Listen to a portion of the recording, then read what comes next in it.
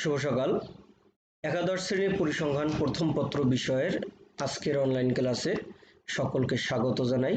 আমি তোমাদের কল্যাণ স্যার।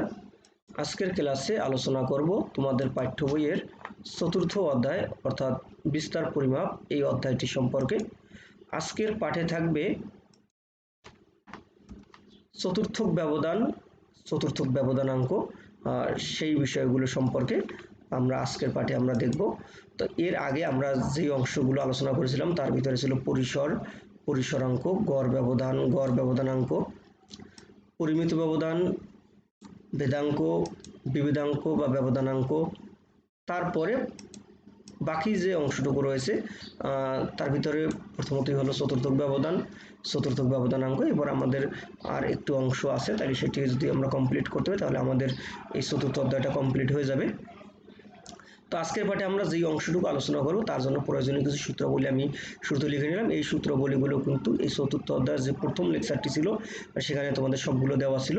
তারপর আমি এখানে আজকের ক্লাসের জন্য উপযোগী সূত্রগুলো লিখে নিলাম। তার ভিতরে হলো চতুর্থক ব্যবধানাঙ্ক, তারপরে চতুর্থক নির্ণয় দুইটা সূত্র আমরা নিয়েছি। একটা হলো গিয়া অশ্রেণীকৃত উপাত্তের ক্ষেত্রে এবং যেখানে উপাত্তের সংখ্যা জোড় থাকবে সেই সূত্রটি, এবং শ্রেণীকৃত উপাত্তের জন্য একটি সূত্র আমরা নিয়েছি।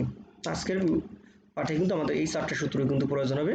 এই সূত্রগুলিগুলো তোমাদের খুবই পরিচিত, তারপরেও এখানে একটু দেওয়া আছে যাতে করে তোমাদের আর নতুন করে খুঁজতে না হয় এই ম্যাথগুলো করার জন্য। যাক, আমরা যে গাণিতিক সমস্যাটি সমাধান করব শুরুতে ম্যাথটি এমনভাবে দেওয়া আছে যে 25, তারপর 18, 2, 11, 7, 5, 16 ও 8, এখানে এই কতগুলো উপাত্ত দেওয়া আছে। এই উপাত্তগুলো নির্ণয় করতে হবে চতুর্থক ব্যবধানাঙ্ক। তো চতুর্থক ব্যবধান এবং চতুর্থক ব্যবধানাঙ্ক যদি নির্ণয় করতে হয় তাহলে কিন্তু আমাদেরকে শুরুতেই চতুর্থক নির্ণয় করতে হবে। আর এখানে এই গাণিতিক যে সমস্যাটি দেওয়া আছে এটি কিন্তু দেখে আমরা বুঝতে পারতেছি যে এটি হলো অশ্রেণীকৃত উপাত্তের জন্য। তো আজকের পাঠেও কিন্তু আমরা এই চতুর্থক ব্যবধান এবং চতুর্থক ব্যবধানাঙ্ক কিন্তু দুই ধরনের উপাত্তের ক্ষেত্রেই শিখবো, অর্থাৎ অশ্রেণীকৃত এবং শ্রেণীকৃত। শুরুতে অশ্রেণীকৃতটা কমপ্লিট হয়ে গেলে তারপর আমরা শ্রেণীকৃতটাও দেখব।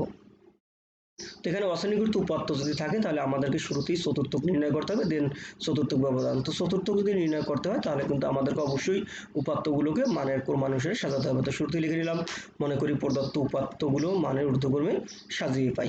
তো এখানে মানের ঊর্ধ্বক্রমে অর্থাৎ ছোট থেকে বড় করে সবগুলো উপাত্তকে সাজালাম। এখানে মোট উপাত্ত দেওয়া আছে 8টি, সুতরাং n = 8, যা হলো জোড় সংখ্যা। কারণ এখানে জোড় সংখ্যাটা বলার কারণ হলো আমরা কিন্তু জানি যে অশ্রেণীকৃত উপাত্ত যদি হয় তখন কিন্তু মধ্যক বা চতুর্থক, দশমক, শতমক নির্ণয় করতে গেলে দুইটি সূত্র রয়েছে। একটি হলো জোড় সংখ্যক উপাত্ত হলে তার জন্য একটি, এবং বিজোড় সংখ্যক উপাত্ত হলে তার জন্য একটি। যেহেতু আমাদের এখানে উপাত্ত সংখ্যা জোড়, তো সুতরাং আমরা জোড়ের সূত্রটি ব্যবহার করব। এখানে আরেকটি বিষয় বলা রাখা দরকার, চতুর্থক আমাদের জানি চতুর্থক তিনটা হয়, প্রথম, দ্বিতীয়, তৃতীয় চতুর্থক। তো আমাদের চতুর্থক ব্যবধান এবং চতুর্থক ব্যবধানাঙ্ক নির্ণয় করতে গেলে দুইটা চতুর্থক দরকার, সেটা হলো প্রথম এবং তৃতীয়টি, অর্থাৎ প্রথম চতুর্থক এবং তৃতীয় চতুর্থক আমাদেরকে নির্ণয় করতে হবে। তো প্রথম চতুর্থক Q1 সমান হলো n × 1/4 তম পদের মান প্লাস n × 1/4 প্লাস অনতম পদের মান ওভারঅল ডিভাইডেড বাই 2। এখানে n দ্বারা বোঝাবে উপাত্ত সংখ্যা। তো এখানে n আমরা জানি উপাত্ত সংখ্যা দেওয়া ছিল 8, তো n এর পরিবর্তে দুই ক্ষেত্রে আমরা 8 বসিয়ে দিলাম। তারপর এখানে ক্যালকুলেশন করলে 8 × 1/4 তার মানে 2তম পদের মান, 8 × 1/4 প্লাস 1 মানে হলো 3তম পদের মান। তারপরে লাইনে আমরা 2তম পদের মান বসিয়ে দিলাম 5 এবং 3তম পদের মান বসিয়ে দিলাম 7। এই 5 এবং 7 এটি কিন্তু আমরা আগের স্লাইডটিতে যে দেখেছিলাম যেখানে মানগুলোকে আমরা ঊর্ধ্বক্রমে সাজিয়েছিলাম, সেই জায়গা থেকে কিন্তু আমাদেরকে নিতে হবে। একটু তোমাদেরকে দেখাই, এখানে ঊর্ধ্বক্রমে সাজানোর পরে এখানে প্রথম যে পদটি সেটি হলো 2, দ্বিতীয়টি ছিল 5, তৃতীয়টি ছিল কিন্তু 7। তো দ্বিতীয় পদ হলো গিয়া 5 এবং তৃতীয় পদ হলো 7। আমরা কিন্তু ওইখানে ওই দ্বিতীয় পদ হিসেবে 5 এবং তৃতীয় পদ হিসেবে 7 এর মানে কিন্তু বসিয়েছিলাম। তো এখানে 2তম পদ এবং 3তম পদের মান বসানোর পরে তারপরে যদি আমরা ফাইনালি ক্যালকুলেশন করি, অর্থাৎ 5 + 7/2, তো আমরা পেয়ে যাই 6। তার মানে প্রথম চতুর্থক এর মান চলে আসলো 6। এবার আমরা নির্ণয় করব তৃতীয় চতুর্থক। তো তৃতীয় চতুর্থকের সূত্রটা আমরা শুরুতে লিখে নেই। সূত্রটি এমন, তৃতীয় চতুর্থক হলো Q3 সমান n × 3/4 তম পদের মান প্লাস n × 3/4 প্লাস অনতম পদের মান ওভারঅল ডিভাইডেড বাই 2। এখানে তোমরা কিন্তু এই সূত্রগুলো মনে রাখার খুব ভালো একটি উপায়, আমি শুরুতে যে সূত্রগুলো দেওয়া আছে সেখানে কিন্তু QI দেওয়া ছিল, 1 2 বা 3 কিন্তু দেওয়া ছিল, এখানে আই দিয়ে, এখানে কিন্তু আই, এখানে কিন্তু আই ছিল। আমরা যখন প্রথম চতুর্থক বের করলাম তখন কিন্তু এই 3 জায়গাতে কিন্তু আই এর পরিবর্তে 1 বসিয়েছি। এবার যখন আমরা তৃতীয় চতুর্থক নির্ণয় করতেছি তখন কিন্তু এই 3 জায়গাতেই আই এর পরিবর্তে 3 বসলো। এইটুকু কিন্তু পরিবর্তন। যদি দ্বিতীয় চতুর্থক নির্ণয় করতে হয় তখন কিন্তু এখানে আই এর পরিবর্তে এই 3 জায়গাতে শুধুমাত্র 2 বসিয়ে দিলেই কিন্তু হয়ে যাবে। এভাবে সেমভাবে কিন্তু তারপরে লাইনে আমরা আগের মতো করেই এন এর মানটা বসিয়ে দিলাম। এন এর মানটা বসানোর পরে আমরা এখানে ক্যালকুলেশন করলাম 8 × 3/4, ক্যালকুলেশন করলে আসে 6 তম পদের মান। তারপরে এখানে পরে যেটুকু ছিল 8 × 3/4 + 1, এটা মান, আর এটা হলো গিয়ে 7, তার মানে 6 তম পদের মান, আর এদিকে 7 তম পদের মান, ওভারঅল ডিভাইডেড বাই 2। 6 তম পদের মান হলো গিয়া 16 এবং 7তম পদের মান হলো 18। এটি কিন্তু আমরা এই পদক্রমটা কিন্তু ঊর্ধ্বক্রমে সাজানোর পরে আমরা কিন্তু সেখান থেকে হিসাব করবো। আবার তোমরা ভুল করে অন্তত যে উপাত্তগুলো দেওয়া আছে প্রশ্নে তার ক্রম থেকে কিন্তু তোমরা সাজাতে যেও না। এটা কিন্তু মানগুলোকে ঊর্ধ্বক্রমে সাজানোর পরে বা অথবা নিম্নক্রমে সাজানোর পরে তারপর কিন্তু সেখান থেকে পদক্রমটাকে কিন্তু নিতে হবে। তো 6তম পদের মান 16, 7তম পদের মান হলো 18, তারপরে যেহেতু ডিভাইডেড বাই 2 ছিল, এটাকে যদি ফাইনালি ক্যালকুলেশন করা হয় তাহলে আমরা পেয়ে যাই 17। তার মানে আমরা প্রথম চতুর্থকের মানটা পেয়ে গেলাম এবং তৃতীয় চতুর্থকের মানটিও পেয়ে গেলাম। এবার আমরা যে কাজটা করব, এই দুই মানকে ব্যবহার করে আমরা নির্ণয় করব চতুর্থক ব্যবধান এবং চতুর্থক ব্যবধানাঙ্ক। তো চতুর্থক ব্যবধানের সূত্রটি আসলে কেমন? চতুর্থক ব্যবধানের সূত্র হলো কিউডি। কিউডি এর ইংরেজি নামটা হলো কোয়ার্টাইল ডেভিয়েশন। কোয়ার্টাইল ডেভিয়েশন যার বাংলা অর্থ হলো চতুর্থক ব্যবধান, অর্থাৎ চতুর্থক ব্যবধানের ইংরেজি নাম হলো কোয়ার্টাইল ডেভিয়েশন, এই জন্য সংক্ষেপে কিউডি দ্বারা প্রকাশ করা হয়। কিউডি এর সূত্র হলো Q3 - Q1 divided by 2। Q3 এখানে তৃতীয় চতুর্থকের মান হলো গিয়ে 17 আমরা যেটা পেলাম, এবং প্রথম চতুর্থকের মান পেলাম 6, তো সেটা বসিয়ে দিলাম 17 - 6 ডিভাইডেড বাই 2। 17 - 6 তার মানে 17 থেকে 6 বিয়োগ করলে পাই আমরা 11, তো 11/2, তো 11/2 মানে 5.5। এটা হলো গিয়ে প্রথম চতুর্থক ব্যবধানের মান। এবারে আমরা নির্ণয় করব চতুর্থক ব্যবধানাঙ্ক। চতুর্থক ব্যবধানাঙ্কের সূত্রটি হলো CQD, এর ইংরেজি নামটা হলো গিয়ে তোমার কোএফিসিয়েন্ট অফ কোয়ার্টাইল ডেভিয়েশন, যেটাকে আমরা বাংলায় বলবো চতুর্থক ব্যবধানাঙ্ক। সংক্ষেপে প্রকাশ করি সিকিউডি দ্বারা। তো সিকিউডি এর সূত্রটা এমন, Q3 - Q1 divided by Q3 + Q1 into হলো 100। তো Q3 মান এবং Q1 এর মান আমরা এখানে বসিয়ে দেবো। Q3 এর মান ছিল 17, তো 2 জায়গাতে 17 বসালাম। Q1 এর মান ছিল 6, তো 2 জায়গাতে 6 বসালাম। তারপর যদি ক্যালকুলেশন করি 17 - 6 তাহলে থাকে 11, আর নিচে হলো 17 + 6 হলো 23 ইন্টু হলো 100। তারপর এখানে ফাইনালি ক্যালকুলেশন করলে চলে আসে 47.826। যেহেতু এখানে 100 দ্বারা গুণ করা ছিল, সুতরাং আমরা এখানে পার্সেন্ট চিহ্নটা ব্যবহার করব। তো আমরা এখানে চতুর্থক ব্যবধান এবং চতুর্থক ব্যবধানাঙ্কটা নির্ণয় করে ফেললাম। এটি কিন্তু অশ্রেণীকৃত উপাত্তের ক্ষেত্রে। এবারে আমরা শ্রেণীকৃত উপাত্তের ক্ষেত্রে এই চতুর্থক ব্যবধান এবং চতুর্থক ব্যবধানাঙ্ক নির্ণয় করব। শ্রেণীকৃত উপাত্তে যদি আমরা নির্ণয় করতে চাই, তার জন্য আমাদের কিন্তু একটি গণসংখ্যা নিবেশন দরকার। তো এখানে একটি গণসংখ্যা নিবেশন কিন্তু দেওয়া আছে এবং বলা আছে উপরে যে নিম্নোক্ত গণসংখ্যা নিবেশনে চতুর্থক ব্যবধান ও চতুর্থক ব্যবধানাঙ্ক নির্ণয় করো। তার মানে এখানে যে গণসংখ্যা নিবেশনটি দেওয়া আছে সেই গণসংখ্যা নিবেশন ব্যবহার করেই আমরা চতুর্থক ব্যবধান এবং চতুর্থক ব্যবধানাঙ্ক নির্ণয় করব। তো চতুর্থক ব্যবধান বা চতুর্থক ব্যবধানাঙ্ক নির্ণয় করতে হলে আমাদেরকে প্রথমে অবশ্যই একটি সারণী তৈরি করতে হবে, যেহেতু এখানে এটি হলো গিয়ে শ্রেণীকৃত মান, এবং শ্রেণীকৃত মানের ক্ষেত্রে আমরা সারণী না করে কিন্তু চতুর্থক ব্যবধান বা চতুর্থক ব্যবধানাঙ্ক নির্ণয় করতে পারবো না, যেটা আমরা অশ্রেণীকৃত উপাত্তের বেলায় সারণী তৈরি না করে কিন্তু নির্ণয় করতে পেরেছিলাম। এখানে আমরা প্রথমেই একটি সারণী তৈরি করে নেব। তো সারণীটি এমন, চতুর্থক ব্যবধানাঙ্ক নির্ণয়ের প্রয়োজনীয় সারণী। এখানে আমাদের দুইটা কলাম তো দেয়াই ছিল, একটি দেওয়া ছিল শ্রেণীব্যাপ্তি এবং আরেকটি ছিল গণসংখ্যা, এবং এর সাথে আমাদের আরো নতুন করে দুটি কলাম নিতে হবে, একটি হলো ক্রমযোজিত গণসংখ্যা এবং আরেকটি হলো অবিচ্ছিন্ন শ্রেণীসীমা। এই 4টা কলমের সমন্বয়ে যদি আমরা সারণী তৈরি করি তাহলে কিন্তু আমরা সেই সারণী ব্যবহার করে চতুর্থক ব্যবধান এবং চতুর্থক ব্যবধানাঙ্ক নির্ণয় করতে পারবো। চতুর্থক ব্যবধান নির্ণয় করার জন্য এখানে আরেকটা বিষয়, অবিচ্ছিন্ন শ্রেণীসীমা, এটা আমরা কেন নির্ণয় করলাম? কারণ আমাদের এখানে যে শ্রেণীব্যাপ্তিটি দেওয়া আছে সেটি কিন্তু অন্তর্ভুক্ত পদ্ধতির, আর অন্তর্ভুক্ত পদ্ধতির যদি গণসংখ্যা নিবেশন দেওয়া থাকে তখন কিন্তু সেখান থেকে মধ্যক বা চতুর্থক, দশমক, শতমক এই মানগুলো নির্ণয় করতে গেলে অবশ্যই অবিচ্ছিন্ন শ্রেণীসীমাটা নির্ণয় করতে হয়, তোমরা সেটা জানো। আর আমাদেরকে ক্রমযোজিত গণসংখ্যাটাও বের করতে হবে। এখানে জনসংখ্যা লেখা হয়েছে, এখানে গণসংখ্যা হবে। তো এখানে শ্রেণীব্যক্তি এবং গণসংখ্যার মানগুলো আমাদের এখানে দেওয়া ছিল, তো সেখান থেকে আমরা ক্রমযোজিত গণসংখ্যাগুলো প্রথমে বের করলাম। ক্রমযোজিত গণসংখ্যা নির্ণয় করাটাও তোমরা জানো, প্রথম শ্রেণী গণসংখ্যা যা ছিল তাই থাকবে, তারপরে কিন্তু দ্বিতীয় শ্রেণী থেকে প্রথম দুইটির যোগফলটা আসবে, তারপরে তৃতীয়টাতে গিয়ে কিন্তু প্রথম তিনটার যোগফল আসবে, এভাবে আমরা পর্যায়ক্রমে বসাবো।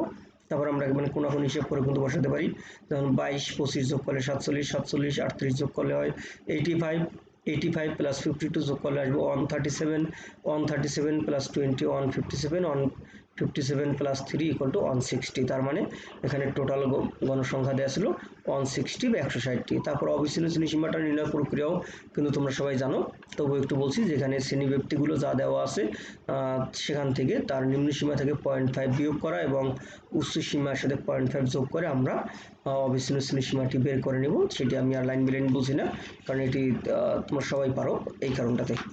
এবারে আমরা যে কাজটা করবো, এখানে আমরা যে মানগুলো পেলাম তার আলোকে প্রথমতই চতুর্থকগুলো নির্ণয় করব, কারণ আমরা জানি চতুর্থক ব্যবধান এবং চতুর্থক ব্যবধানাঙ্ক নির্ণয় করতে গেলে আমাদেরকে প্রথম চতুর্থক এবং তৃতীয় চতুর্থক এই দুইটা চতুর্থকের মান আগে নির্ণয় করতে হবে, এবং এই দুইটা মান ব্যবহার করেই কিন্তু চতুর্থক ব্যবধান বা চতুর্থক ব্যবধানাঙ্ক আমরা নির্ণয় করব। এখানে প্রথম চতুর্থক নির্ণয়ের যে সূত্রটি হলো Q1 সমান L plus N into 1/4 minus FC divided by FQ into C। এখানে L দ্বারা বোঝাবে চতুর্থক শ্রেণীর নিম্ন সীমা, N দ্বারা বোঝাবে টোটাল গণসংখ্যা, FC দ্বারা বোঝাবে চতুর্থক শ্রেণীর পূর্ববর্তী শ্রেণীর ক্রমযোজিত গণসংখ্যা, FQ দ্বারা বোঝাবে চতুর্থক শ্রেণী গণসংখ্যা এবং C দ্বারা বোঝাবে ক্লাস ইন্টারভাল বা শ্রেণীব্যক্তি। তো এখানটাতে আমাদের সর্বপ্রথম যে কাজটি করতে হয় সেটি হলো আমাদেরকে আগে চতুর্থক শ্রেণীটা নির্ণয় করতে হবে, যেভাবে আমরা মধ্যক নির্ণয় করে থাকি। মধ্যক নির্ণয় করতে গেলেও কিন্তু আগে আমাদেরকে মধ্যক শ্রেণী নির্বাচন করতে হয়, দেন তারপর মধ্যক নির্ণয়। তো এখানেও আমরা যেহেতু প্রথম চতুর্থক নির্ণয় করবো, সেই জন্য আমাদেরকে প্রথমত প্রথম চতুর্থক শ্রেণীটা নির্বাচন করতে হবে। সেটি আমরা কি করে করব, এখানে কিন্তু n ইন্টু 1/4 অর্থাৎ FC এর আগের যে অংশটুকু আছে, তোমরা সবসময় এই অংশটুকু খেয়াল করলেও হয়। এই যে n ইন্টু 1/4 তম পদ আসলে কোন শ্রেণীতে রয়েছে, আমরা প্রথমে আগে সেই শ্রেণীটি নির্বাচন করব। সেই শ্রেণীটি হবে মূলত প্রথম চতুর্থক শ্রেণী। তো এখানে সাইডে লিখে নিলাম, এখানে n ইন্টু 1/4 তম পদ, n এর মানটা বসিয়ে দিলাম, আমরা ক্যালকুলেশন করে পেলাম 40 তম পদ। এই 40 তম পদ আসলে কোন শ্রেণীতে রয়েছে, সেটি হলো 41 থেকে 50 এই শ্রেণীতে অবস্থিত, এবং যেই শ্রেণীর প্রকৃত শ্রেণী সীমাটা ছিল 40.5 থেকে 50.5। এখানে একটি বিষয় বলি, এই যে 40 তম পদ যে 41 থেকে 50 এই শ্রেণীতে রয়েছে, সেটা আমরা আসলে কি করে বুঝি, সেটি বুঝতে গেলে কিন্তু আমাদেরকে একটু পিছনে আমাদেরকে যেতে হবে সারণীর ক্ষেত্রে।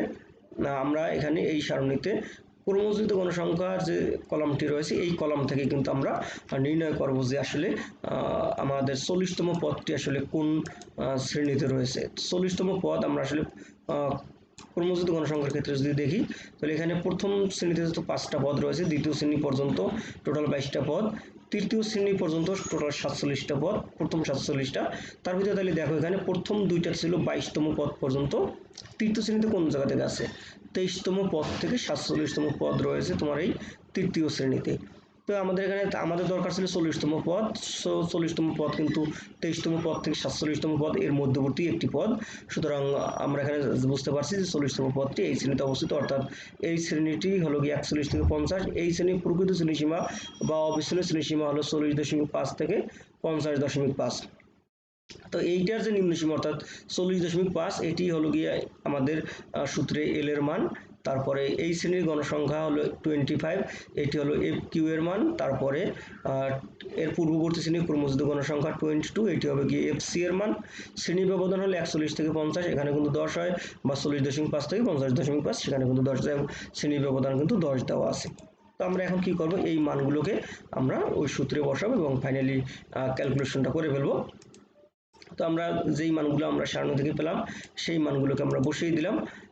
এল এর মান 40.5, এন এর মান 160, FC এর মান 22, FQ এর মান 25, C এর মান হলো 10।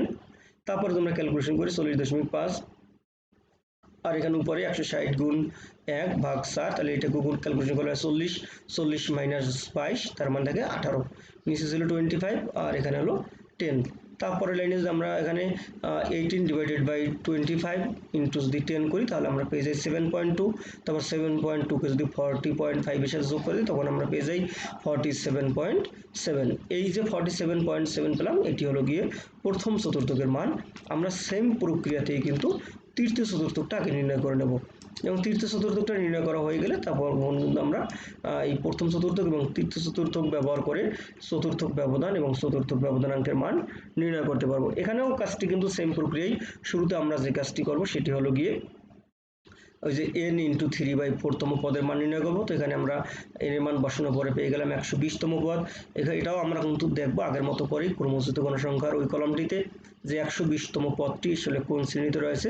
এখানে আমরা যেটা দেখেছি 61 থেকে 70 এই শ্রেণীতে রয়েছে, এবং এই শ্রেণীর প্রকৃত শ্রেণীর সীমাটা ছিল 60.5 থেকে 70.5।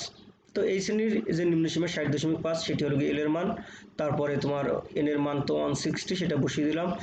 এই শ্রেণীর পূর্ববর্তী শ্রেণীর ক্রমচ্যুত গণসংখ্যা হলো 85, তারপরে ওই শ্রেণীর গণসংখ্যা হলো গিয়া 52, শ্রেণী ব্যতীত 10। এগুলো কিন্তু তোমরা যখন ম্যাথগুলো করবে তখন তো অবশ্যই তোমার সামনে এই সারণীটি তোমার খাতায় তোলা থাকবে, তখন কিন্তু তুমি খুব ইজিলি সেখান থেকে মিলিয়ে নিতে পারবে। তারপরে যদি এখানে আমরা ফাইনালি ক্যালকুলেশন করে ফেলি তখন কিন্তু আমরা মানটা পেয়ে যাই 67.23। তার মানে তৃতীয় চতুর্থকটা আমরা পেলাম 67.23। এর আগে তো আমরা প্রথম চতুর্থকটা পেয়েছিলামই। এবারে আমরা যে কাজটা করব, প্রথম চতুর্থক এবং তৃতীয় চতুর্থক এই দুইটি মানের সমন্বয়ে আমরা চতুর্থক ব্যবধান এবং চতুর্থক ব্যবধানাঙ্ক সেগুলো নির্ণয় করব। তো এখানে চতুর্থক ব্যবধান এবং চতুর্থক ব্যবধানাঙ্কের সূত্র তো ঠিক আগের মতোই। আমরা সেই সূত্রটা লিখলাম, কিউডি সমান Q3 মাইনাস Q1/2। Q3 এর মান 67.23, Q1 এর মান হলো 47.7 ওভারঅল ডিভাইডেড বাই 2। তারপর উপরে মাইনাস করার পরে চলে আসে 19.53 ডিভাইডেড বাই 2। 19.53 ডিভাইডেড বাই 2 করলে হয় তোমার 9.765। এটা আমরা পেয়ে গেলাম চতুর্থক ব্যবধান। এবারে আমরা চতুর্থক ব্যবধানাঙ্ক নির্ণয় করব, সিকিউডি সমান, এটিও কিন্তু আগের সেম সূত্র। আমরা জাস্ট এখানে Q3 এবং Q1 এর মানটা বসিয়ে দিলাম, Q1 এবং Q3 মানটা বসিয়ে যদি ক্যালকুলেশন করি তাহলে আমরা উপরে পাই 19.53 এবং নিচে এই দুইটা মানকে যোগ করার পরে আমরা পেয়ে যাই 114.93, গুণ হলো 100। তারপর এখানে ফাইনালি ক্যালকুলেশন করলে চলে আসবে তোমার 16.967%। তার মানে আমরা পেয়ে গেলাম চতুর্থক ব্যবধান এবং চতুর্থক ব্যবধানাঙ্ক। এই যে চতুর্থক ব্যবধান বা চতুর্থক ব্যবধানাঙ্ক সেটি হলো গিয়ে তোমার সারণীকৃত বা শ্রেণীকৃত যে উপাত্ত বা গণসংখ্যা নির্বিসন যদি দেওয়া থাকে তার আলোকে নির্ণয় করা। আর আমরা পূর্ববর্তীতে যে চতুর্থক ব্যবধান বা চতুর্থক ব্যবধানাঙ্ক দেখেছিলাম সেটি ছিল অশ্রেণীকৃত উপাত্তের বেলায়। তার মানে এই দুইটি উপায় আমরা কিন্তু শিখে গেলাম। যদি আমরা ভালোভাবে একটু চেষ্টা করবে, মনোযোগ দিয়ে দেখি, তাহলে কিন্তু দেখা যাবে যে চতুর্থক ব্যবধান এবং চতুর্থক ব্যবধানাঙ্ক না পারার আর কোনো কারণ নেই, কারণ এই দুইটি উপায়ের বাইরে অন্য কোনো উপায় কিন্তু তোমাদের চতুর্থক ব্যবধান বা চতুর্থক ব্যবধানাঙ্ক আসার সুযোগ নেই। তার মানে যদি আমরা অশ্রেণীকৃত উপাত্ত এবং শ্রেণীকৃত উপাত্ত দুই উপাত্তর ক্ষেত্রে যদি এগুলো ব্যবহার করা জানি বা শিখি তাহলে কিন্তু আমাদেরকে আর কেউ আটকাতে পারবে না, যদি আমরা সঠিকভাবে নিয়মটি আয়ত্ত করতে পারি। এবার তোমাদের জন্য একটি বাসার কাজ থাকবে, ওই বাসা কাজ যেটি থাকবে সেখান থেকে তোমরা চতুর্থক ব্যবধান এবং চতুর্থক ব্যবধানকে নির্ণয় করবে। এখানে তোমাদের একটি গণসংখ্যা নির্বিসন দেওয়া আছে, যেখানে শ্রেণীব্যক্তি এবং গণসংখ্যা দেওয়া আছে। তোমরা এখান থেকে এই সারণীটি গণসংখ্যা নির্বিসনটি ব্যবহার করে প্রথমে একটি সারণী তৈরি করবে। তারপর সূত্রগুলো থেকে তোমরা প্রথমত প্রথম চতুর্থক এবং তৃতীয় চতুর্থক নির্ণয় করবে। দেন সেখান থেকে প্রথম চতুর্থক এবং তৃতীয় চতুর্থকের মান, চতুর্থক ব্যবধান ও চতুর্থক ব্যবধানাঙ্ক এই সূত্রে বসিয়ে তারপর তোমরা ফাইনালি মানগুলো ক্যালকুলেশন করতে পারবে। তো আজকের ক্লাস আর বেশি দীর্ঘায়িত করব না। তোমাদের কাছে অবশ্যই আশা করব যে তোমরা খুব ভালোভাবে লেখাপড়া করতেছো, ভালোভাবে লেখাপড়া করবে। আর তোমরা যাতে ভালো পড়ো, ভালো পারো, সেই জন্য কিন্তু আমাদের এই ছোট্ট প্রচেষ্টা। তবে তোমাদেরকে বলবো তোমরা অবশ্যই মনোযোগ দিয়ে ক্লাসগুলো দেখবে, আর অবশ্যই ক্লাসগুলো নোট আকারে খাতায় করে নেবে। এটা কিন্তু আমি শুরুর দিকে ক্লাসগুলোতে বলেছিলাম, কারণ যদি তুমি এগুলো নোট করে রাখো তোমার পরবর্তী সময় রিভিশন দিতে গেলে বা পরীক্ষা যখন চলে আসবে তখন কিন্তু তুমি খুব সহজেই কিন্তু তুমি তোমার খাতা দেখে এগুলো কিন্তু রিভিশন দিতে পারবে, বা নিয়ম কোনো জায়গায় আটকে গেলে খুব সহজে খুঁজে পাবে। আর যদি তুমি ভালোভাবে নোটগুলো না করো তখন কিন্তু তোমাকে বারবার ভিডিওটি দেখতে হবে, তোমার কিন্তু অনেক সময় নষ্ট হবে। যাই হোক, তোমরা সবাই ভালো থাকো, সুস্থ থাকো, সেই কামনা করি আজকের ক্লাস এখানেই শেষ করছি।